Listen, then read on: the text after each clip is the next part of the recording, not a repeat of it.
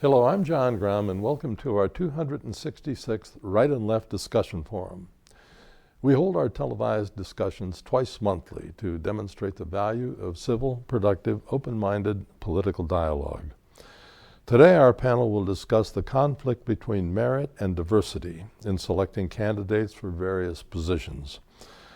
Leading off today is Brian Laubaugh, President of R&B Financial Services, followed by Susan Hanlon, member of the Wadsworth City Council and retired Dean of the College of Business at the University of Akron. Next is Patty Haskins, former member of the Wadsworth City Council and retired teacher at Wadsworth Senior High. Then Mike Reese of Howard Hanna Real Estate and candidate for Wadsworth City Council from the 1st Ward. Brian, how do you think science will be impacted or society will be impacted over the long term by the decisions we make today on diversity? Well, I think we need to look at what the short-term effect has been, and we've been living through it right now. I would ask the question, when you talk about diversity and merit, the next time you get on an airplane, who do you want in the cockpit? Do you want the most skilled, trained professionals, whether they be black, white, male, female, whatever? Or do you want someone that's been hired just to fill a preference? A quota. A quota. The next time you go to your surgeon and you have to have surgery, do you want the most qualified, the most trained individual, whatever they are, white, black, brown, male, female? I sort of fall on the side that I want the best possible person, and I don't believe the diversity and the DEI that we've been through recently adds anything to that. A lot of institutions are now unwinding their diversity, equity, and inclusion departments. They see the short-term effects, hiring people that really aren't qualified to be in that position just because of the color of their skin or their sexual preference. So I see it, in the long term. If things get unwound, we can get back to more of a merit-based. Now, I'm not against people that have been underprivileged getting a hand up. It's the handout that I have an issue with. I think you have people that are underprivileged in different demographics that need assistance when it comes to going to college, and need assistance when it comes to finding a job. I'm all for that type of diversity and assisting people. But when we have a quota to fill, and when a university says, like Harvard, and they lost their lawsuit, that we need to bring in X amount of people, our pie chart, our student body has to look like this, and this, to the exclusion of students that should be there. Because those students that should be there, they got the grades, they had the tests, they got the scores, they have the high school experience to succeed in that, but they're bumped out because of diversity's sake. We have to take this person that really shouldn't be there, that should be at another university. I'm not saying they're denied an education, but to bump out a student that's actually worked hard and by merit has deserves that spot, they don't get it. So it's a difficult question. I know it's a tightrope that we have to navigate, but I always ask myself, that very basic question: when I put my life in someone else's hands, who do I want it to be? Do I want it to be the most trained and qualified individual? I don't care if the cockpit has 18 women in it, as long as all of them know how to fly the plane and all of them have passed all the qualifying tests. I'm all for it. But when we start making determinations as saying, well, we have to have this particular subgroup of people flying this airplane or doing surgery so that we can fill this quota for a preference base or a DEI decision, I think that's just a recipe for disaster. Susan. Well, Brian, I agree. Basically, I don't think anybody would disagree with what you said, but I'm not sure how much that really happens. Being at a university, of course, until and actually quotas and affirmative action, all that's actually illegal right now, right? Because I think what happened is, we had to do something. We had 350 years of, I'll use blacks in particular, of having no opportunity, right? And then we, in 1964, we enacted the Civil Rights Act. We've had 50 years of that.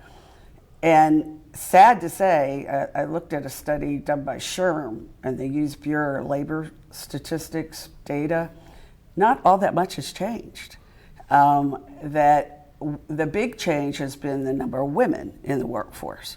So women, I guess have benefited from, the Civil Rights Act more than blacks and Hispanics.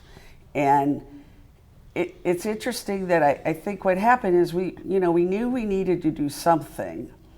And I think we started at the wrong point in the process, and we went too far, so that actually, and I saw it all the time in academia, we were actually, committing reverse discrimination.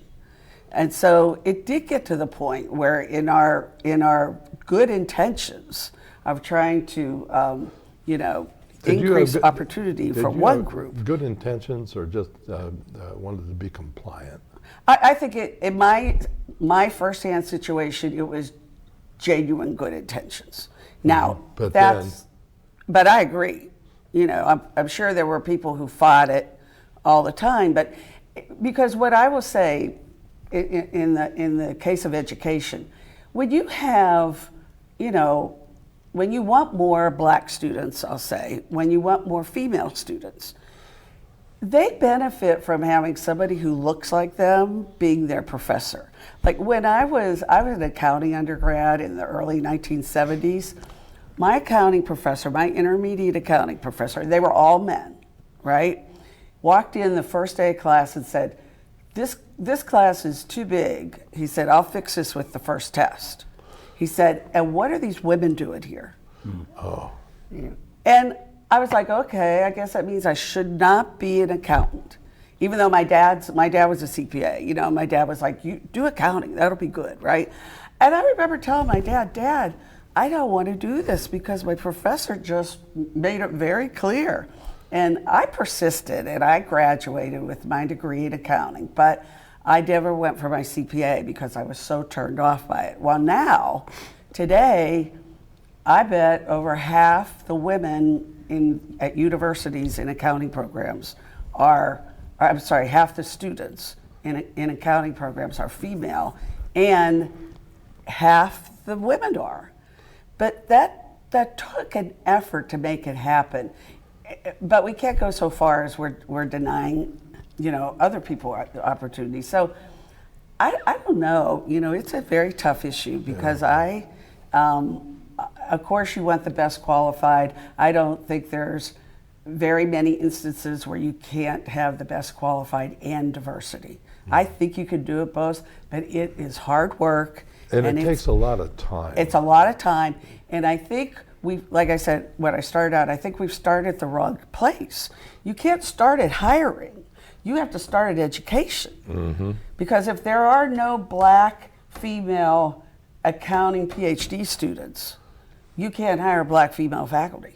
Yeah. And if there are no black females who can get through accounting programs because of their high school education, mm-hmm. I mean, it has to start with equal education, I think. Yeah.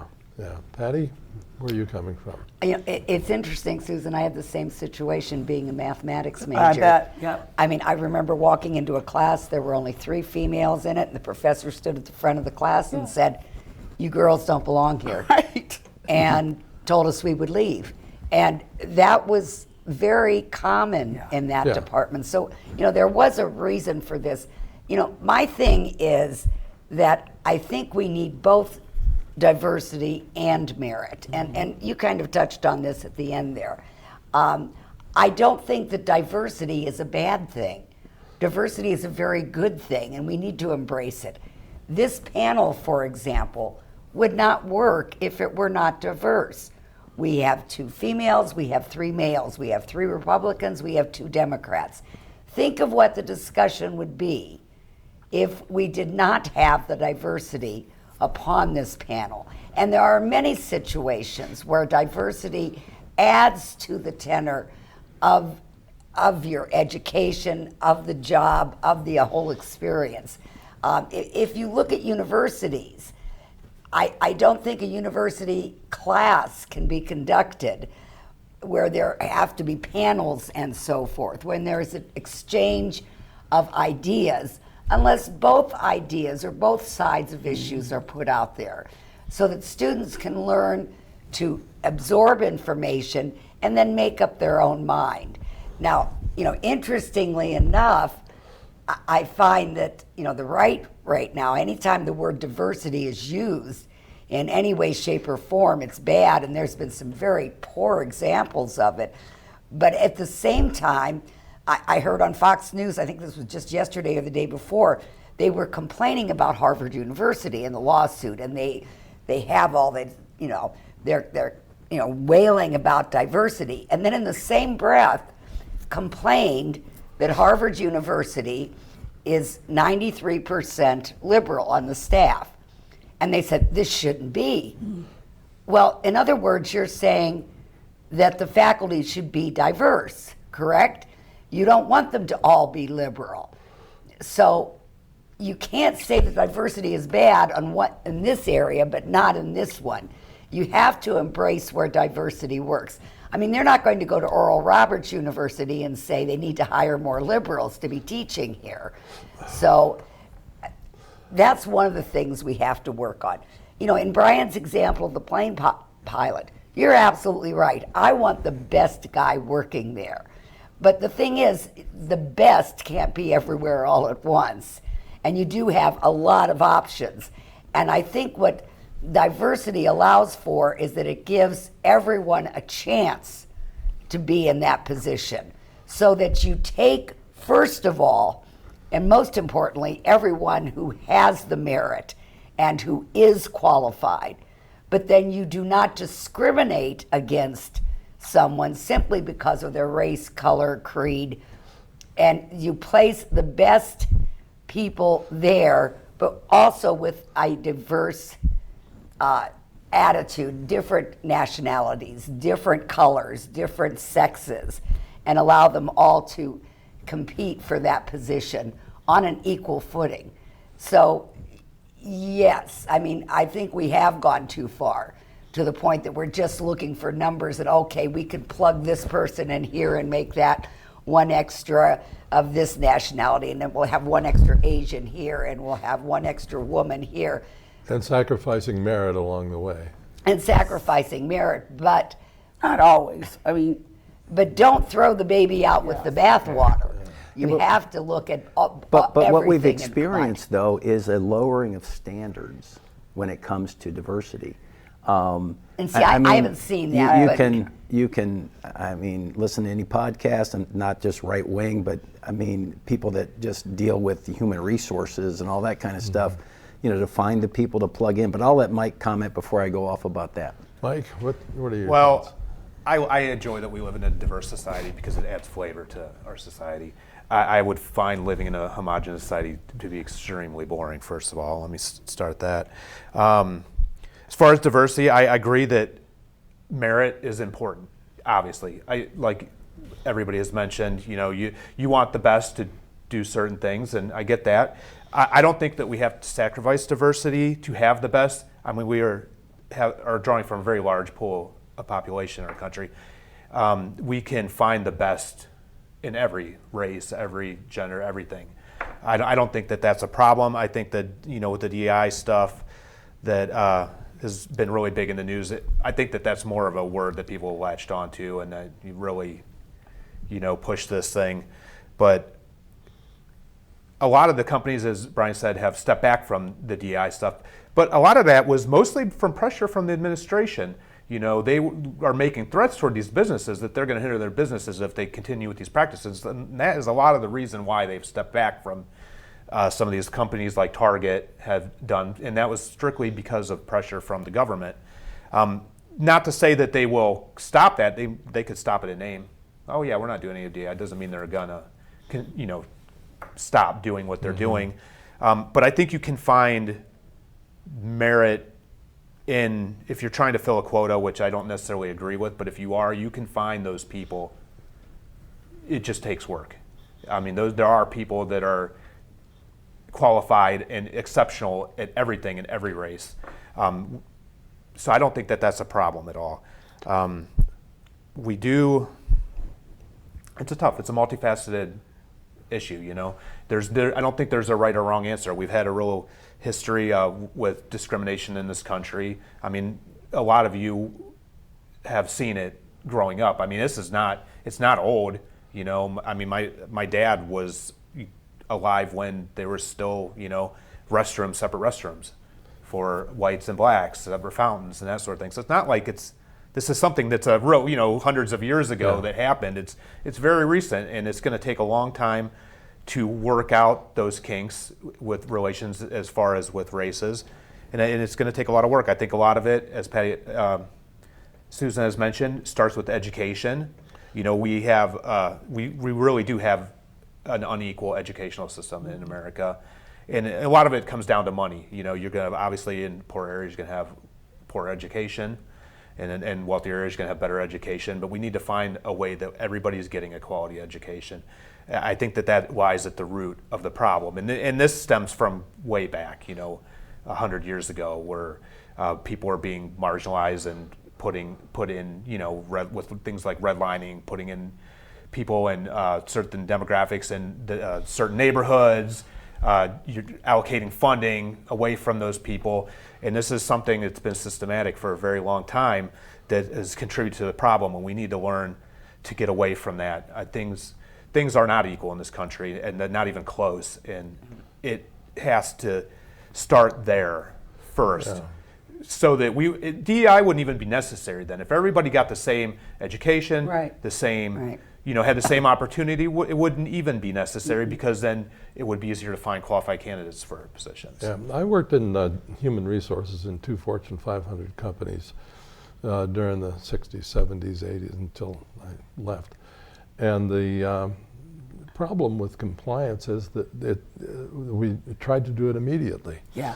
You can't do that. The interesting thing is you look at the black population, and up until the mid-60s, they were making steady progress in home ownership and education and family formation and all of that. We passed the Civil Rights Act in 1964, and all that stopped. It leveled out. And that we wanted to make compliance immediate, and it does not work that way. When you have a company that has a quota to fill, they want to do it right away, and you're going to sacrifice quality when you do that. Susan, you're looking at me like you don't know. I just wanted to take up on a couple things. When you talk about education, it's always important. I agree 100%. However, when you look at the states that spend the most, they have some of the poorest results. Yeah, it's not money. It's not money. It's standards. So the state of New York is at the top when it comes to spending per pupil, and over 30% of their graduating class can't read at a third grade level.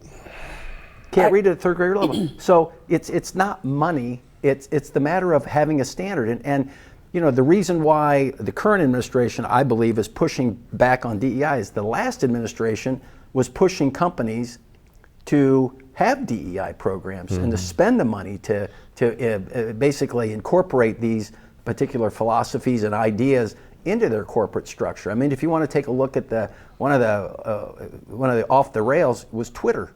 Twitter had, I don't know, was it 20,000 employees? Elon Musk bought the thing and pared it down to like 5,000. People were just coming in because Twitter was doing, their DEI office had a budget, I think, of like, I think it was like $70 million. And they're just filling chairs with people so that they can say that they're diverse. I don't believe that benefits anyone in the long run. I guess I believe in merit. When it comes to merit, I'll give you an anecdote that happened recently. A friend of mine is a pilot for a major airline. He's a first officer. He's not the captain. He's been with them for many years. The captain of the plane, there are certain requirements that the captain has to land the plane. No one else can land the plane but the captain in these certain conditions. The captain could not land the plane. And he, as the first officer, said, well, I'm going to have to, if I land this plane, I'm going to have to write you up, because your skill level is not to the level that it needs to be. As a captain in this major airline, you need to be able to land this airplane. Was that a diversity candidate? It was a diversity candidate, and we don't talk about the sex of the individual or the color of the individual, but the person, the captain, who'd been with the airline longer than he had been given a pass. That individual had been given a pass along the way, and there again, that's the standard. Let's hold people to a standard. What's wrong with that? If we'd say that with more money doesn't help with education. So then how do we get to the root of the problem to make sure that people are getting an education? I think that we go back to things like No Child Left Behind. It was huge disservice to America, because instead of, you're spending a lot of money and getting poor results, but what are you doing? Are you pushing kids, just pushing them through? They can't read at a first grade. Well, let's push them to the second grade anyways. Right. Well, now they're back behind. Let's push them to the next grade, and they're even further behind.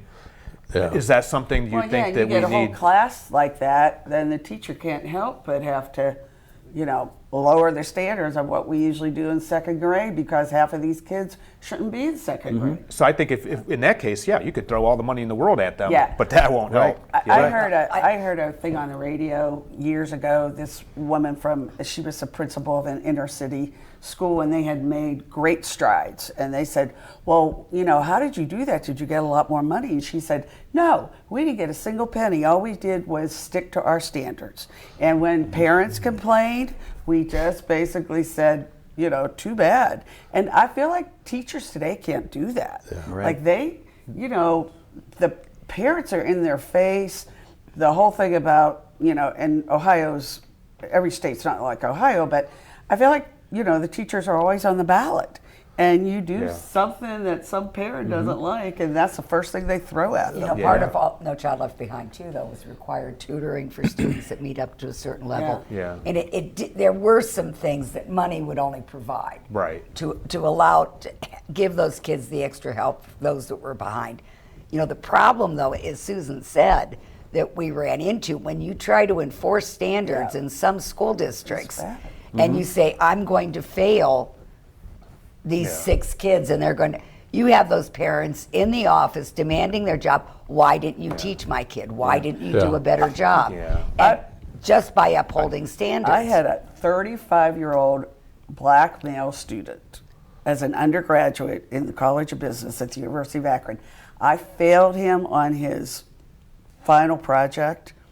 His mother came with him to talk to me. Yeah. And they accused me left and right. Yeah. Said, the only reason you did this is because he's black. I'm like, no, here's my paper trail.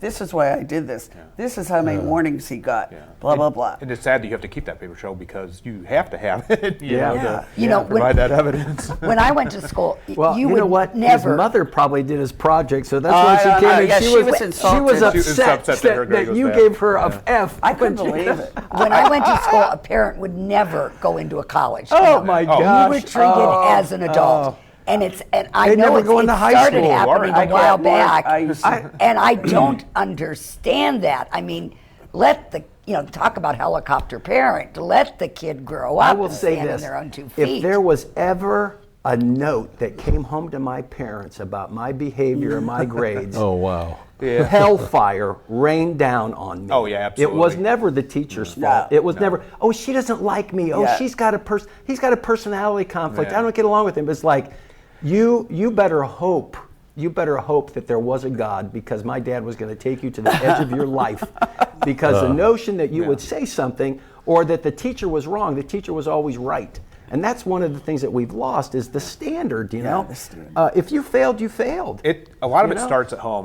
From my experience with fostering, and dealing with childhood trauma, Most of the issues start with your home life. So if you're doing poorly at school, it probably relates some way with your Yeah, home life. I would agree with Sure. that. And that, Yeah. there's another problem that we face, not just with poorer schools, but in poorer schools and poorer areas. Kids are more likely to have a bad home they life are. than Sure. they are in a wealthier school. And if you're thinking about, oh, I'm hungry or I'm going to get beat when I get home, how are you going to concentrate on school? And you can't. And I think that going deeper than school, you have to start in the community in general. One of the things that I'm concerned about is over the long haul, our population is becoming less able Yes. to do things. And I was really stunned not too long ago to hear that at Harvard University, they have remedial reading and math courses. That's at every university, but Yeah. it is astounding. But that it's at Harvard. Harvard, Yeah. At Harvard. I mean, to have students get accepted in Harvard that can't Was read. it your SAT score high enough to get? How did you get Yeah, in? how'd you and get in? Need a remedial course like It's that. called learned helplessness. Wow. It's an actual That's a phenomenon. topic. Learned helplessness. That's a topic we need to talk about. Yeah. I'll tell you. Yes. Yeah. tell you. That I had never heard that before. But learned helplessness, absolutely. I have an idea that's at the bottom of this whole process. After having all my experience in human resources, once the government decides to pass a quota, no matter what they say about merit, the company is going to make that quota. It doesn't matter if the person is illiterate or not. It's going to be an executive. Of course, that's been wiped out now. They can't do quotas. Yeah, that's so. illegal. Anyway, thank you very much, folks. It was a good conversation. Thank you. Thanks. All right.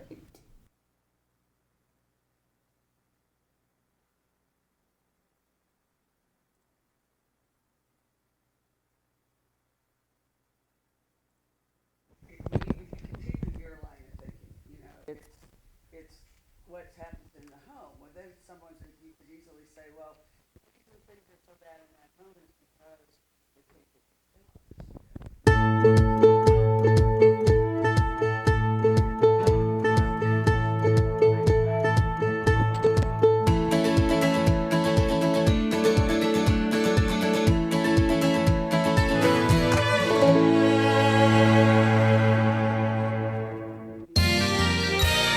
You are watching WCTV, Wadsworth Community Television.